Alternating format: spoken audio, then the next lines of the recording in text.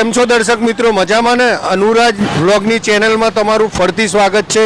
તો આજે આપણે આવ્યા છે, હું દર ફેર જેમ કહું છું, મળીશું નવી જગ્યાએ નવા ટેસ્ટ સાથે.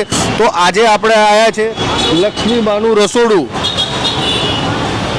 તો આપણે લક્ષ્મીબાના રસોડું આવ્યા છે, એની એક બ્રાન્ચ હતી જે આપણે એનો વિડીયો ઉતારેલો, એની એક બ્રાન્ચ હતી વસ્ત્રાલમાં. આજે બીજી બ્રાન્ચ છે. એનું લોકેશન તમને કહું તો બાપુનગરથી આવતા જે કાકડિયા હોસ્પિટલ આવે છે એની સામેના રોડ ઉપર જસ્ટ આવેલું છે. એના બાજુમાં રિયલ પેપ્રિકા આવેલું છે, એની જસ્ટ બાજુમાં છે. તો આજે આપણે અહીંયા શું વાનગી બને છે? કાઠિયાવાડી છે, ગુજરાતી છે, ચાઇનીઝ છે, ઘણું બધું બને છે અને ઇન્ટિરિયર પણ ઘણું સારું છે. તો આપણે અંદર જઈને આપણે ઇન્ટિરિયર પણ જોઈશું, એમના મેનેજર સાથે મળીશું, એ અહીંયા શું બનાવે છે એ આપણે જાણીશું. જો કસ્ટમર હશે તો એમનો આપણે રિવ્યૂ પણ લઈશું અને આપણે કંઈક ચાખીને એનો રિવ્યૂ પણ આપીશું. તો બન્યા રહેજો મારી ચેનલ સાથે. જો તમને મારી ચેનલ જેટલી ગમે એટલી બને એટલી સબસ્ક્રાઈબ કરો, મારા વિડીયોને લાઈક અને શેર કરતા.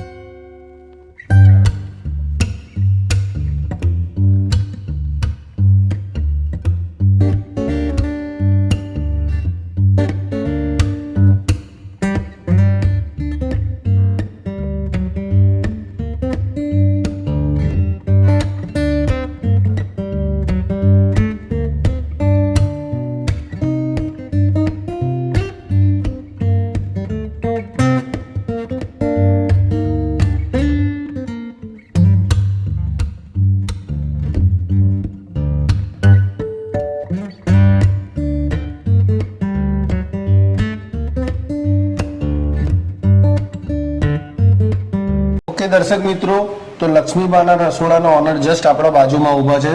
તો શરૂઆત તો એમનું નામ પૂછીશ. સર, આપનું નામ? પંકજ બારોટ. કેમ છો? મજામાં? એકદમ મજામાં. હવે તમારું લક્ષ્મીબાનું રસોડું છે, તમે ફર્સ્ટ ઓફ ઓલ તો અમારા દર્શક મિત્રોને અહીંયાનું લોકેશન જાણવું હોય તો તમે લોકેશન બતાવશો? આ લોકેશનમાં આપણે બાપુનગર 4 રસ્તા, એની કાકડિયા હોસ્પિટલની એક્ઝેક્ટ સામે જ છે. આપણે રિયલ પેપ્રિકાની બાજુમાં લક્ષ્મીબાનું રસોડું.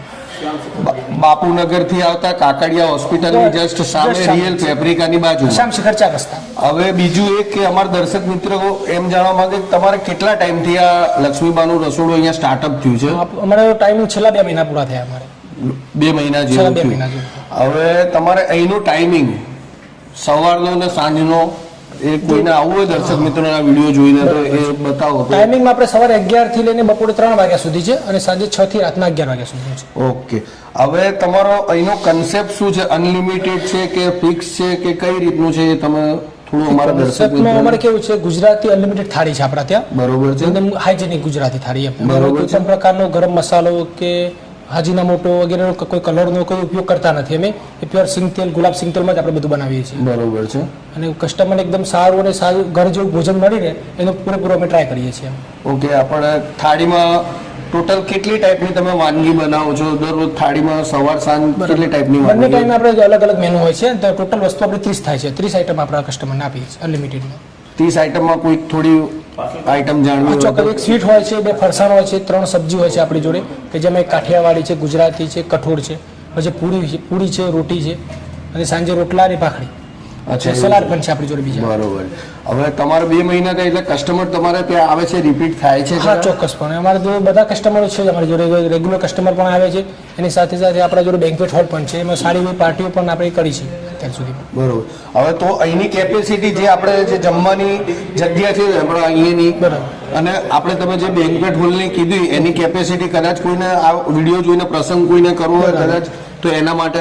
હા, ચોક્કસપણે. આપણે જે નીચે રેસ્ટોરન્ટમાં ડાઇનિંગ છે એની 100 માણસોની કેપેસિટી છે. એનાથી ઉપર આપણે સેકન્ડ ફ્લોર પર બેન્ક્વેટ હોલ છે કે જેમાં 150 થી વધારે માણસની કેપેસિટી છે. આપણે 150 થી 170 માણસોની. એમાં આપણે મેરેજ ફંક્શન હોય, સગાઈ ફંક્શન હોય, બેબી શાવર છે, બર્થડે પાર્ટી છે, એને આપણે ઓર્ડર લઈએ છીએ. 199 અનલિમિટેડ છે એટલે બધું પેટ ભરીને કસ્ટમર જ્યાં સુધી ના ધરાય ત્યાં સુધી, તો કસ્ટમરને સેટિસ્ફેક્શન થાય ત્યાં સુધી આપણે જમાડો. હવે હું તમને એટલું પૂછું કે તમે એના અંદર જે વસ્તુ વાપરો છો, ક્વોન્ટિટી તો અનલિમિટેડ હોય છે, પણ એના અંદર જે વપરાતું તેલ હોય છે, મરી મસાલા છે, એ કયા ટાઈપના તમે વાપરો છો? તેલની આપણે વાત કરીએ તો દરેક શાક દાળ આપણે જે કરીએ છીએ ફરસાણ સાથેનું, એમાં દરેક ગુલાબ સિંગ તેલ જ યુઝ કરીએ છીએ.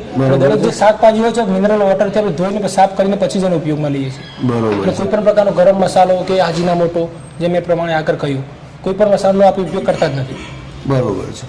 ઓકે, તો આજે એટલે તમે જે સવાર સાંજ જે બનાવો છો દરેક વખતે મેનુ અલગ અલગ હોય છે કે ફિક્સ જ હોય છે? સવારનું મેનુ અલગ હોય છે, સાંજનું પણ મેનુ હોય છે. એટલે દર અઠવાડિયે પ્રમાણે રોજ રોજ અલગ વસ્તુ આપણે આપીએ છીએ. સવારનું મેનુ પણ અલગ છે, શાક દાળ જે પ્રમાણે, અને રાતે પણ અલગ હોય છે.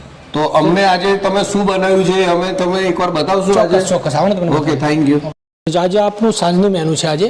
તો જો સ્વીટની વાત કરીએ તો સ્વીટમાં છે ગાજરનો હલવો છે આજે આપણે, અને સબ્જીમાં વાત કરીએ તો સેવ ટમેટા છે, બીજી પંજાબીમાં પનીરની સબ્જી છે આજે, પછી રસાવાળા બટેકા છે. જે આ તેલ તમને દેખાય છે હું ગુલાબ તેલની વાત કરી રહ્યો હતો તમને, આમાં પ્રોપર આપણે ગુલાબ તેલનો યુઝ કરીએ છીએ, બરાબર છે. એટલે 3 સબ્જી આપીએ છીએ સાંજે. એક સ્વીટમાં ગાજરનો હલવો છે, એની જોડે આપણે કઢી ખીચડી છે, ગુજરાતી જે સ્પેશિયલ છે કઢી ખીચડી, એ ગુજરાતી કઢી ખીચડી આપીએ છીએ.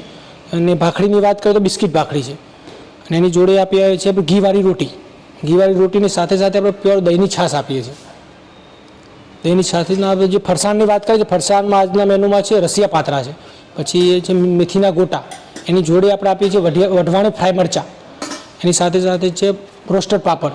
અને આ ફેમસ જે વાત કરી રહ્યા છે વાત કરતા હતા આપણે આગળ, એમાં છે બોટાદના પ્રખ્યાત બટેકા ભૂંગળા, એની સાથે છે ગ્રીન ચટણી, એની જોડે છે આપણે લસણની ચટણી, એની જોડે આ બધા સલાડ આપણે આપીએ છીએ અનલિમિટેડમાં.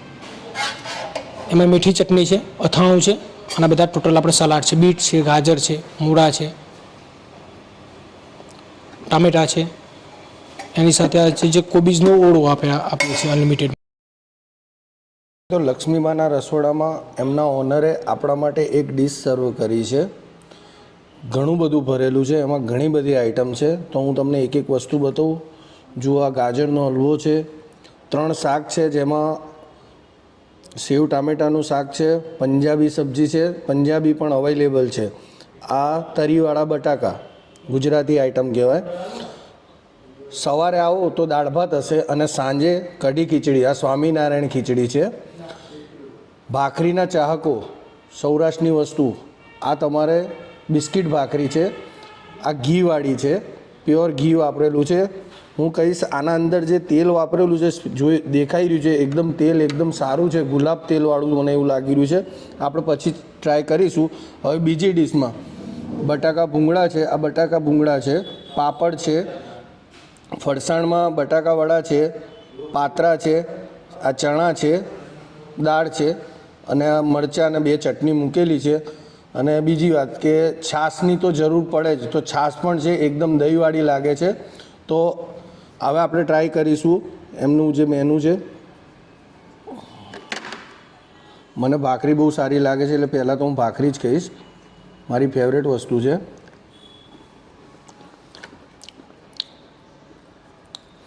એકદમ સરસ ટેસ્ટ આવે છે, જે ગુજરાતી વાનગી હોવો જોઈએ. સેવ ટામેટા ગુજરાતી જે બનાવતા હોય અને જે ખાતા હોય એમને ખબર હોય, બહુ સરસ ટેસ્ટ આવે છે. એમાં જે મરચાં જે વાપરેલું છે ઘરના જ છે, કોઈ પણ આમ લાગતું નથી કે બહારનું ખાતા હોય, એકદમ ઘરનું ખાતા હોય એવું લાગે છે. તો હવે ટેસ્ટ કરીશું બટાકાની તરીવાળા બટાકાનું શાક.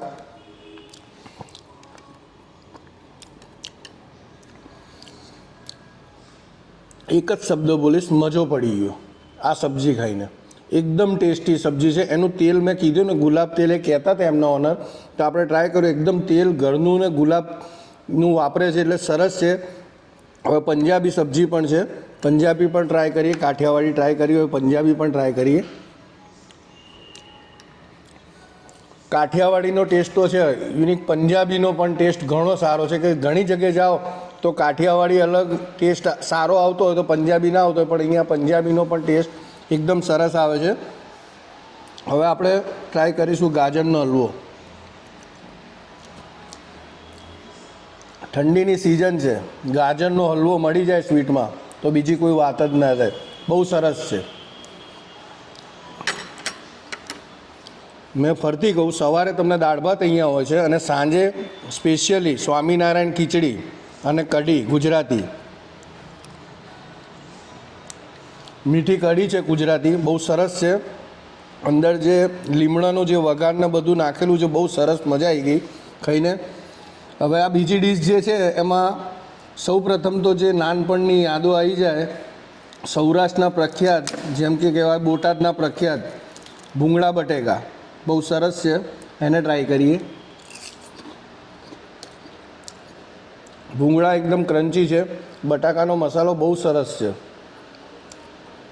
જેવું જોઈએ એવું બહુ સરસ ટેસ્ટ આવી રહ્યો છે. તો અહીંયા બેન્ક્વેટ હોલ પણ છે. બેન્ક્વેટ હોલમાં 150 માણસની કેપેસિટી છે. આપણે જે જમવાનું હોલ છે ત્યાં 100 માણસની કેપેસિટી છે. ઘણું સારું લોકેશન છે.